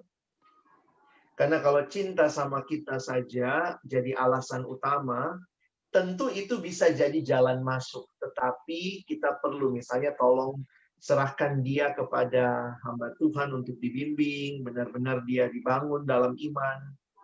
Jadi saya jujur harus katakan untuk relasi seperti itu kita butuh komunitas untuk benar-benar memastikan. Ya. Dan saya pikir itu juga proses ya. Nah, tapi sekali lagi buat teman-teman yang seperti itu, yang lain yang dengar jangan bilang tuh kan boleh gitu ya. Ini bukan, jadi jangan menjadikan kasus terlanjur. Ini kan tadi saya sudah terlanjur. Beda dengan waktu saya mau memulai. Kalau kamu memulai sudah dengan konsep begini, saya udah tahu. Tapi saya mau coba nggak setia sama Tuhan, mau coba main-main sama yang nggak sesuai dengan kehendak Tuhan, saya takutnya itu membuat kamu jatuh lebih dalam. Tapi buat teman-teman yang tanda kutip nih, sadar kali ini, terlanjur, lalu kemudian dalam keterlanjuran itu benar-benar yang satunya mau ikut, maka pastikan dia dibimbing dan benar-benar ikut Tuhan karena dia rindu, bukan karena sekadar cinta sama kita. Baik, terima kasih Bang Alex. Selanjutnya makasih, ada lagi selanjutnya dari ini ada Slido lagi. Ada yang nanya di Zoom, bukan? Ya, ada yang mau nanya dari Mutiara GKC. Halo Mutiara, halo boleh Mutiara. Silakan. Halo Kak. Mana nih orangnya? Mana? Oke, ini dia. Halo. Nyalain Halo videonya Kak, dong. Nyalain videonya dong. Kak Alex. Nah, itu dia. Hai Muti, gimana Dek? Jadi saya mau nanya nih. Jadi sebenarnya dari dulu saya udah apa ya, udah yakin, udah percaya saya itu harus apa ya, mulai pacaran tuh untuk mempersiapkan masa pernikahan. Iya. Tapi baru akhir-akhir ini tuh saya sadar saya agak takut untuk memulai komitmennya itu. Kayak apa ya, menurut saya banyak yang harus nanti dikorbankan. Banyak yang udah saya punya sekarang mungkin saya akan kehilangan, dan di masa pernikahan nanti itu nggak akan saya dapat lagi. Itu menurut Kakak, apakah ada mindset yang harus saya ubah? Kalau ada, itu apa? Iya. Terima kasih. Thank you ya, sama-sama Muti. Sorry ya Kak Alex tidak tahu Muti persis gitu pergumulan pribadi, tapi mungkin ya coba cek lagi sejak kapan mulai punya pikiran itu, apakah ada hal-hal yang membuat kamu jadi pesimis dengan pernikahan. Karena memang jujur aja ya, masyarakat kita menampilkan pernikahan yang selebriti, married 3 bulan lah, married 1 bulan, paling lama seumur jagung katanya gitu ya. Nah, jadi bisa jadi karena kondisi masyarakat memang memberikan gambaran pernikahan yang kayak berkorban luar biasa, pestanya megah banget, tapi habis menikah menderita. Jadi bisa jadi itu masuk ke pikiran. Atau mungkin kamu pernah nonton film tertentu, atau mungkin bahkan pengalaman hidup dengan keluarga dan orang tua. Jadi beberapa orang yang saya pernah layani punya kekecewaan sehingga dia mengatakan seindah apapun pernikahan, saya nggak bisa lihat itu di kehidupan keluarga kami. Jadi dia merasa saya tidak siap kehilangan, saya tidak siap berkorban. Jadi sorry ya, mungkin nggak mesti jawab ya apa yang jadi pergumulan, tapi coba cek beberapa hal ini. Dan kalau kamu cek, kayaknya bukan masalah itu juga, Kak, bukan masalah itu. Tapi pasti ada sumbernya ya, kenapa kira-kira, makanya tadi saya tanya, mulai kapan kamu merasa tidak siap dan seterusnya. Dan begini, kita harus sadar, kita ini manusia yang sudah jatuh dalam dosa, walaupun kita sudah ditebus, tapi bagian dari manusia lama masih sering muncul. Salah satunya adalah kita itu manusia yang egois. Jadi kita pun harus terbuka, jangan-jangan keegoisan kita ketika kita sudah mendapat banyak hal, baik itu karir, baik itu mungkin hal-hal yang teman-teman dapat melalui pekerjaan, baik itu fasilitas maupun juga jabatan, yang kalau kita memikirkan dari sisi egoisme, kita kadang merasa ya udah, saya udah dapat ini kok, ngapain lagi harus. Jadi beberapa orang merasa begini, ngapain butuh menikah kalau cuma bikin susah? Sekarang aja saya happy kok gitu ya, ngapain gitu. Nah, ya itu real. Banyak yang punya pergumulan seperti itu. Tapi kembali lagi saya harus ingatkan, kalau betul Tuhan panggil kamu menikah, maka yang mesti kita koreksi adalah, Tuhan tolong saya siap untuk belajar menerima orang lain dalam hidup saya, yang kita yakini orang itu akan Tuhan pakai juga membentuk kita dan menjadi sahabat perjalanan kita seumur hidup. Nah, itulah sebenarnya pernikahan. Saya menikah sebenarnya usianya sudah cukup tua gitu ya, tua dalam arti cukup senior. Saya sempat punya pemikiran, ngapain harus menikah? Hidup sendiri pun udah senang. Jadi awal-awal pernikahan itu masih agak sedikit tersangkut di pikirannya. Ini kok jadi bikin repot? Ini kok jadi membuat orang, jadi ada orang baru yang masuk dalam hidup kita, yang dulu kita cuma sendiri, sekarang harus mikirin dia dan seterusnya. Tapi ternyata setelah saya lewati, itu cara Tuhan membentuk saya. Lebih daripada sekadar membentuk pasangan saya. Nah, jadi Tuhan mengasihi Muti, Tuhan mau bentuk Muti, dan mungkin salah satunya lewat pernikahan. Jadi belajar untuk menyelesaikan masalah yang kamu alami atau kamu lihat sampai kamu takut atau merasa tidak mau untuk melangkah ke sisi itu.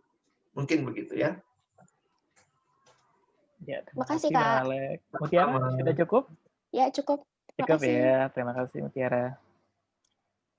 selanjutnya teman-teman yang ada di Zoom, apakah ada yang pengen berdiskusi secara langsung dengan Bang Alex? Saya mau bertanya, Pak.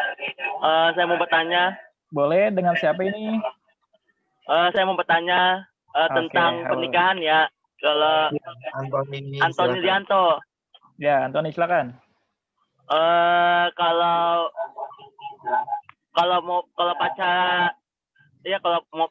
pacaran dari beda agama atau nikah agama, kira-kira berbeda nggak kalau kita beda keyakinan gitu kalau menikah? Misalnya dari A ke Muslim, kalau B ke Buddha, ke misalnya ke begitu misalnya ya, kalau dari Muslim ke Kristen mungkin dari itu saja dari Antoni. Terima kasih, Tuhan Yesus memberkati. Terima kasih Antoni. Terima kasih Antoni. Terima kasih. Di dalam negara kita ada hukum, ya, ada hukum juga yang sebenarnya tidak mudah untuk pernikahan beda keyakinan. Karena di dalam hukum pernikahan itu sekarang pencatatan sipil itu, kalau teman-teman juga mungkin tanya hamba Tuhan di gereja ya, pencatatan sipil itu dilakukan biasanya sesudah pernikahan agama. Jadi misalnya pemberkatan dulu, itu aturannya. Pemberkatan dulu baru dicatat secara negara. Kenapa? Karena ada hukum di negara kita bahwa yang bisa dicatat di dalam pernikahan negara kita itu harus satu agama. Jadi ada hukum seperti itu, sehingga memang beberapa orang yang mau, katanya ya, mau pegang agama masing-masing, itu mau nggak mau pergi menikah di tempat lain, karena tidak ada, hukum itu nggak ada di Indonesia. Di Indonesia, harus yang satu ikut, yang satu, entah benar-benar ikut atau cuma demi kepentingan pernikahan, karena harus dicatat pernikahan agama dulu, baru akan dicatat oleh negara dalam bentuk catatan sipil. Jadi ini teman-teman harus jujur juga, kita terbuka untuk melihat, sebenarnya kita bersyukur hukum di negara kita menolong kita juga untuk benar-benar melihat ini penting nih, hukum pernikahan yang didasari oleh pemahaman keyakinan yang sama.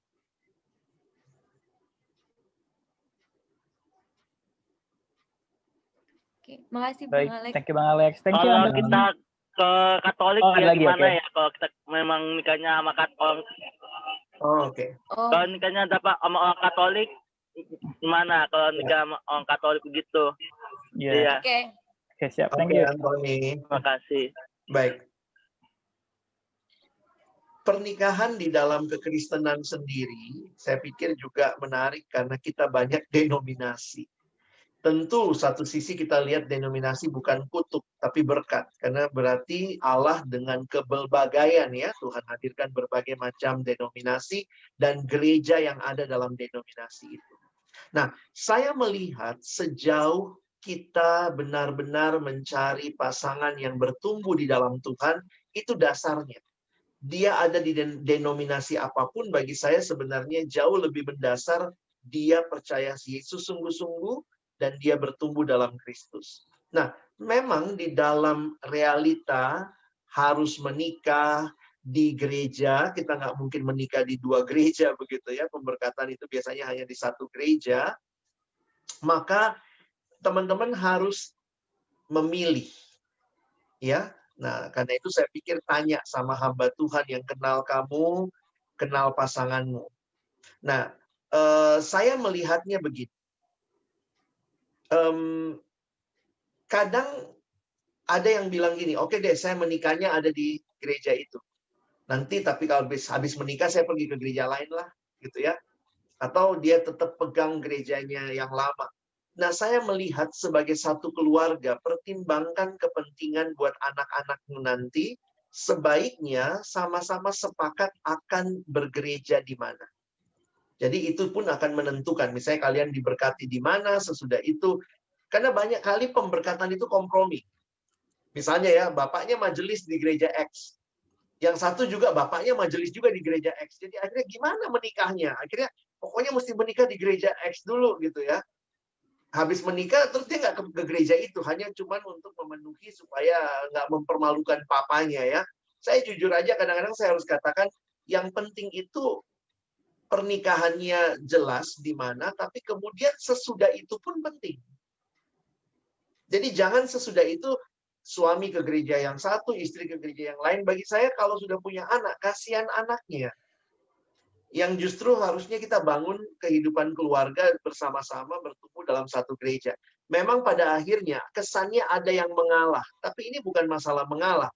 Kita kan sama-sama bisa bertumbuh kenal Tuhan di denominasi apapun yang sebenarnya Tuhan berikan bagi kita. Jadi mungkin kalau pandangan singkat saya kasih seperti itu ya. Oke, thank you Bang Alex, Makasih, thank you Anthony. Pertanyaan selanjutnya Next, Kak Bang. Jerry. Dari Iya, Slido ya? dari Slido, dan ini cukup menarik ya, karena berhubungan, ini ada 2 pertanyaan tapi masih dalam satu konteks Bang. Seperti ini, sejauh mana kita harus bisa berkompromi dengan masa lalu pasangan kita? Sebut saja pasangan kita sudah memberikan yang seharusnya tidak diberikan, tanda kutip Bang. Lalu yang kedua, Ko Alex, kami sedang bergumul dalam dosa seksual, tapi kami sudah sama-sama mendoakan untuk bisa lepas dari dosa tersebut. Baiknya gimana ya, Bang? Apakah putus adalah solusinya? Iya, Bang. 2 itu, Bang. Oke. Teman-teman, ini karena konteksnya kasus ya, saya nggak bisa jawab putus, nggak putus gitu. Itu sangat-sangat sulit dalam situasi seperti ini. Saya sangat mengusulkan teman-teman cari konselor. Baik yang ada di gereja, konselor itu bisa hamba Tuhan kita ya, pendeta, penginjil yang ada di gereja, atau mungkin juga pergi ke konselor Kristen yang profesional ya. Jadi ada orang-orang yang memang pelayanannya adalah sebagai konselor profesional. Nah, itu yang akan menolong teman-teman juga untuk melihat apa yang jadi pergumulan. Nah, saya harus katakan begini. Kalau ternyata sudah jatuh dalam dosa seksual, apa yang dilakukan? Maka jelas minta Tuhan ampuni. Bertobat sungguh-sungguh. Dan nah ini yang sulit. Kadang-kadang kalau cuma di antara kalian berdua yang bikin kesepakatan, itu cenderung jatuh lagi tuh besar. Jadi makanya saya harus katakan, libatkan orang lain.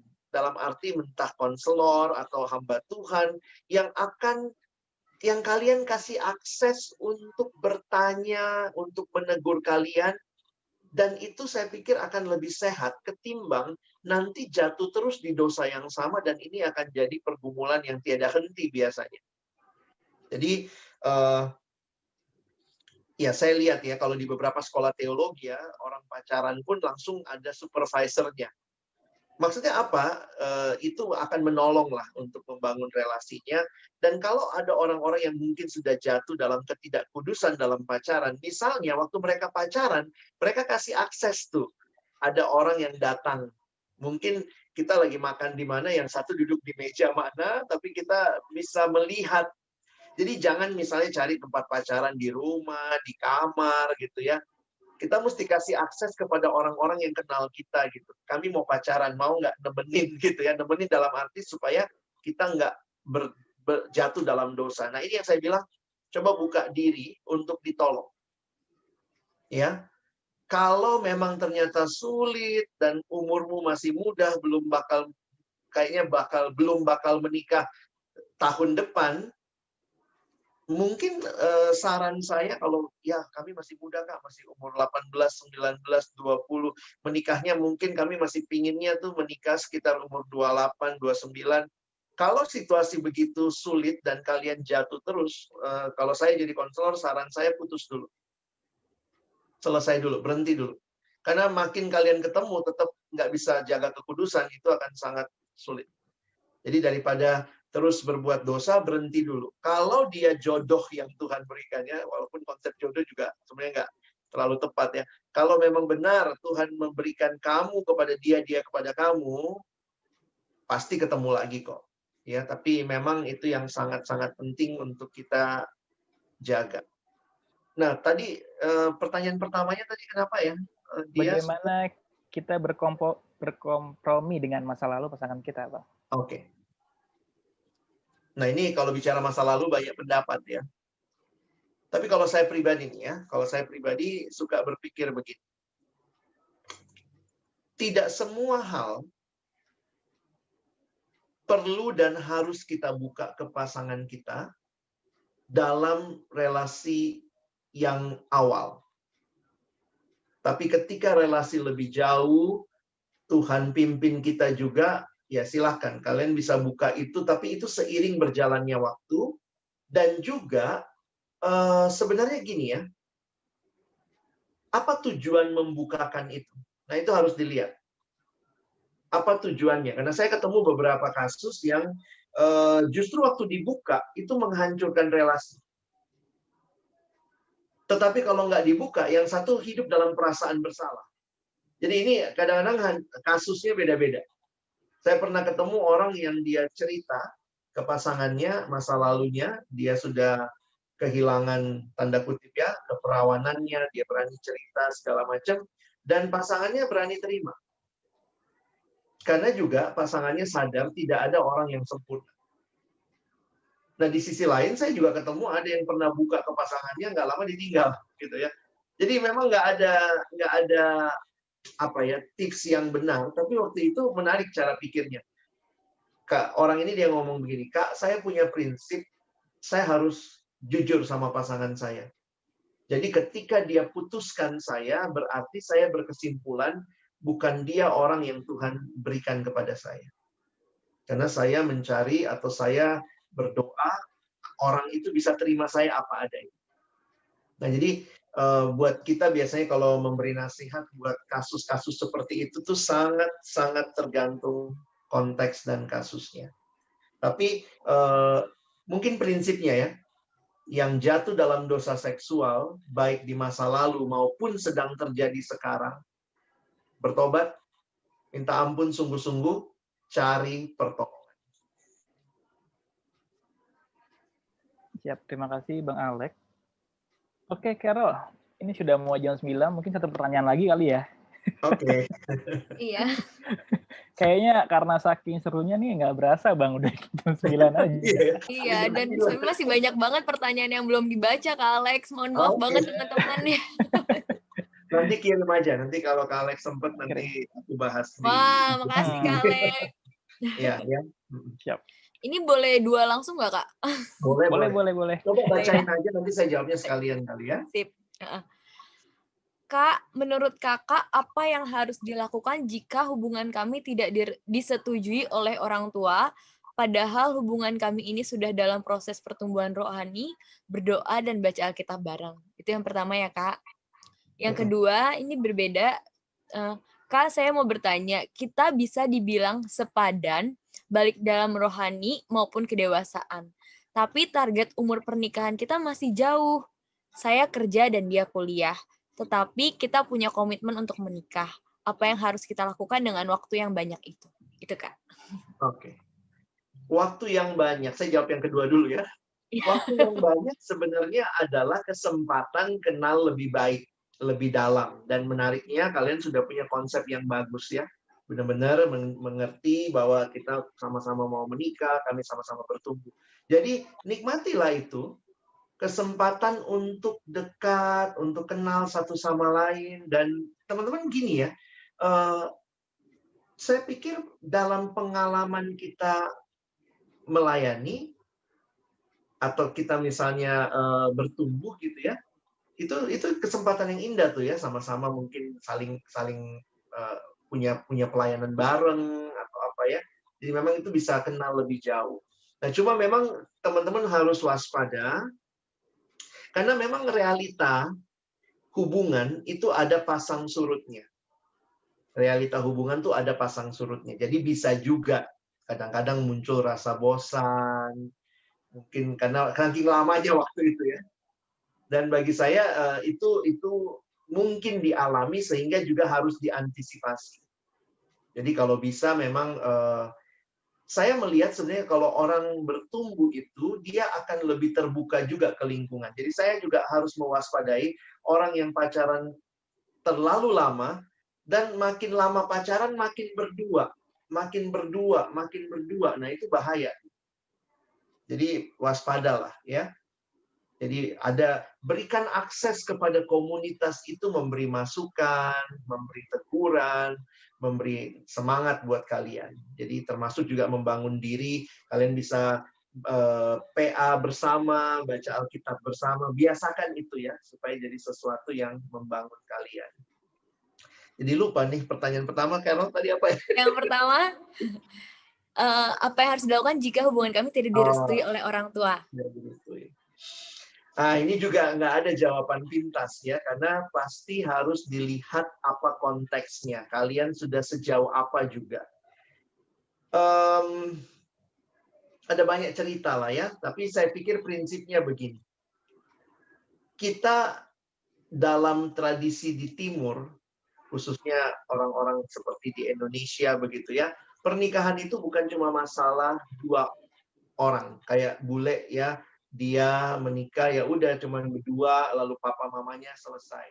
Kita berkaitan di budaya Timur itu pernikahan itu menyatukan kedua keluarga. Nah, sehingga ini penting untuk jadi pertimbangan. Saya harus katakan ini jadi pertimbangan, tapi bukan kemudian harus selalu, karena pertimbangan lanjut atau tidaknya itu sangat penting dipertimbangkan. Makanya sebaiknya punya banyak orang-orang yang juga bisa kasih masukan kepada relasi kalian, termasuk coba dengar cerita-cerita dari om tante di gereja yang mungkin juga dulunya nggak disetujui gitu ya, dan belajar dari kisah-kisah itu. Saya punya teman yang akhirnya setelah 7 tahun melihat relasi dan mereka memutuskan bersama, kita selesai. Saya pernah lihat ada yang seperti itu. Ada juga yang terus berjuang dan memang nggak ada hujan, nggak ada badai, tiba-tiba keluarga yang satu melembut. Oke lah, kalau itu pilihanmu, ya sudah, menikahlah. Itu tiba-tiba, lalu mintanya, oke, menikah bulan depan ya, kaget gitu ya. Jadi begitu Tuhan jawab doa juga bisa terkejut kita, wow, dibuka jalan tol. Nah, jadi saya juga nggak tahu, mungkin perlu kita gali lebih dalam. Keluarga kita nggak setuju, kenapa? Nah, kalau kita sudah bisa paham ketidaksetujuannya, nah coba lihat lagi.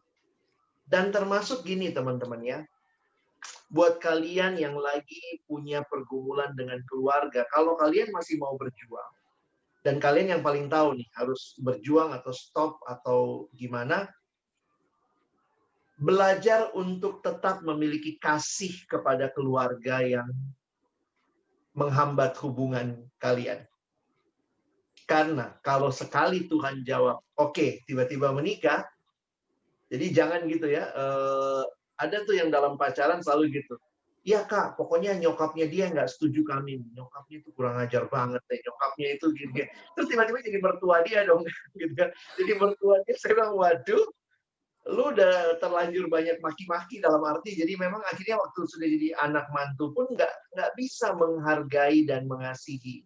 Sementara saya pikir itu juga bagiannya ketika kamu menikah, kamu jadi bagian dari keluarga pasangan. Nah, jadi teman-teman nggak ada jawaban praktis buat itu, tapi coba lihat, coba libatkan orang untuk melihat kondisi kalian, dan itu yang kalian perlu putuskan lebih jauh, lanjut atau tidak. Baik, terima kasih Bang Alex. Sama-sama. Oke, kayaknya waktunya udah jam 9, Carol nih. Oke. Walaupun di Slido banyak banget pertanyaan, tapi kita tidak bisa bacakan, mohon maaf teman-teman semua. Terima kasih yang sudah bertanya iya, semua. Betul. Tapi tadi Bang Alex ada di Slido, dia nggak bertanya, cuma dia menginfokan bahwa Bang Alex ini punya podcast di Spotify. Nah, dan dia merasa terberkati Bang ya, mendengar podcast-podcastnya Abang di Spotify. Untuk itu, saya juga menginfokan buat teman-teman semua yang ada di Zoom ini walaupun di YouTube Live, jangan lupa follow IG-nya juga, Instagramnya Bang Alex. Di sana juga banyak IGTV-nya Bang Alex ya. Banyak sekali konten-konten yang sangat relevan dengan anak muda. Juga jangan lupa follow Spotify-nya Bang Alex, podcast-nya. Thank you ya. Ini jadi promosi gratis gue. Oh ya. Promosi gratis jangan lupa. Nampaknya nanti sudah kalau mau lihat IGTV, cari yang love relationship, itu beberapa pertanyaan soal gimana kalau beda suku atau beda keyakinan gitu ya. Mungkin di situ bisa teman-teman juga dapat beberapa jawaban ya. Betul. Iya, Bang. Terima Nampaknya kasih banyak Bang cukup ya. Alex. Terima kasih Bang Alex untuk Thank ngobrol-ngobrol you. malam ininya, diskusinya. Oke, Carol, kita sebelum nanti kita tutup nih, sebelum kita nanti foto bersama dan membacakan pemenang yang mendapatkan hadiah, Yes. baiknya kita doa tutup dulu ya bersama dengan Betul. Kak Hana yang akan berdoa buat kita.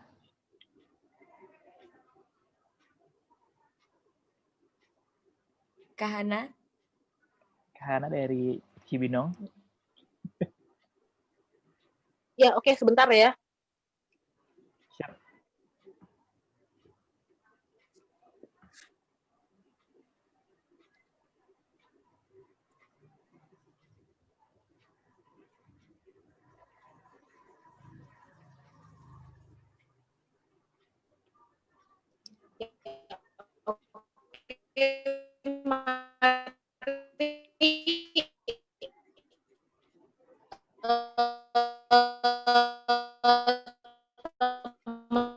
Teman-teman, kita bersatu dalam kami sudah mendengarkan mengenai segala kebenaran firman-Mu yang disampaikan oleh hamba-Mu ya Tuhan, atau relasi yang begitu dalam, baik dalam pacaran maupun dalam pernikahan. Ya Tuhan, tolong supaya kami juga dapat menjaga kekudusan kami, bagi kami yang sudah memasuki masa pacaran, dan bagi kami yang hendak akan memasuki suatu hubungan dalam pacaran, biarlah kami diberikan pengertian yang dalam bahwa pacaran bukanlah suatu hal untuk memuaskan kesenangan kami semata, tetapi untuk mempersiapkan suatu jenjang pernikahan ya Tuhan.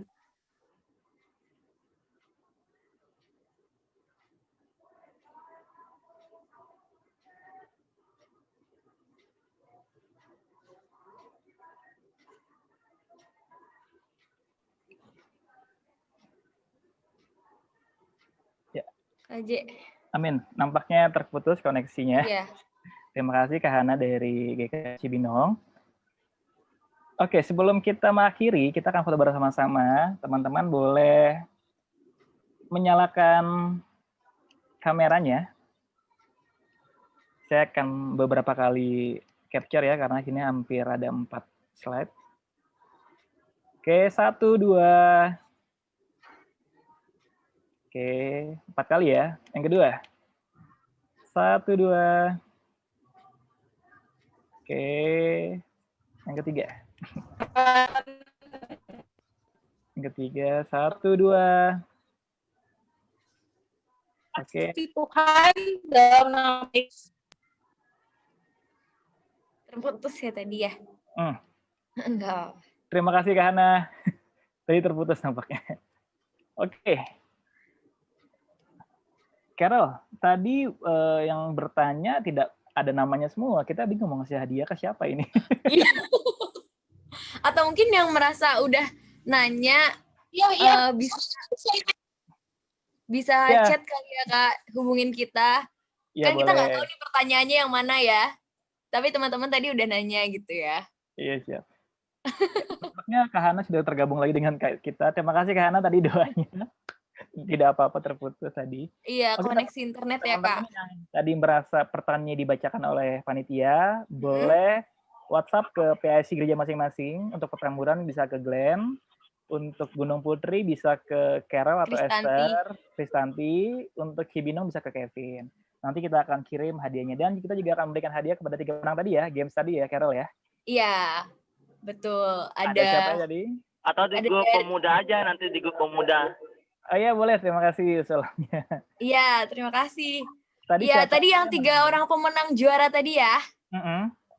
Ada dari juara 1, Glenn Bareta dari GKPA. Yeay. Juara 2. Ada Vanessa juga. Dari mana Vanessa? Vanessa GKP. Oh, GKP juga. Yang ketiga ada siapa lagi? GKGP. Oke, selamat kepada para pemenang. Nanti kita akan kirim hadiahnya. Ke Pemenangnya gereja ada di sini masing-masing. nggak? Kita foto bareng kali ya sama pemenangnya ya. Oh Ada iya. Glenn. Siapa lagi? Vanessa, mana Vanessa? Vanessa. Pemenangnya Apakah ada? Oh, ini ada Vanessa. Lalu Kiki. Adakah Kiki di sini?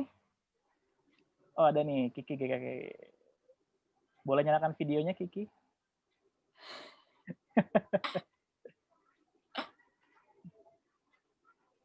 Oh, nampaknya Kiki malu. Tidak apa-apa. Kita foto saja kalau gitu dengan pemenang. 1, 2. Oke, terima kasih. Glenn, kamu tidak kelihatan ya? Oke, dengan demikian, Carol, nampaknya kita harus mengakhiri acara kita, walaupun tidak bisa terjawab semua. Mungkin teman-teman bisa follow IG-nya Bang Alex dan DM Bang Alex ya di Instagram. Semoga nanti Bang Alex bisa menjawab juga gitu di Instagramnya. Iya, benar banget. Boleh Bang Alex ya? Boleh. Terima kasih Bang Alex. Sama-sama, Dek. Thank you semua. Iya, Bang Alex. Demikianlah firman Tuhan berkata, teman-teman, demikianlah mereka bukan lagi dua, melainkan satu. Karena itu, apa yang telah dipersatukan Allah tidak boleh diceraikan manusia. Dasar hubungan yang kuat adalah aku memilih untuk mengasihi kamu karena aku mengasihi Tuhan, bukan karena kamu mengasihi aku. Ya, hubungan tidak bisa dibangun tanpa penerimaan dan kepercayaan. 2 Timotius 2 ayat 22 berkata, sebab itu jauhilah nafsu orang muda, kejarlah keadilan, kesetiaan, kasih, dan damai, bersama-sama dengan mereka yang berseru kepada Tuhan dengan hati yang murni. Hendaklah kita menjadi pasangan yang sepadan, yang memiliki value yang sesuai dengan firman Tuhan. Mengerti batasan-batasan yang kita punya, jauhi hal-hal yang merusak kekudusan kita. Selamat bergumul dengan Tuhan, kiranya kita diberkati melalui acara pada malam hari ini.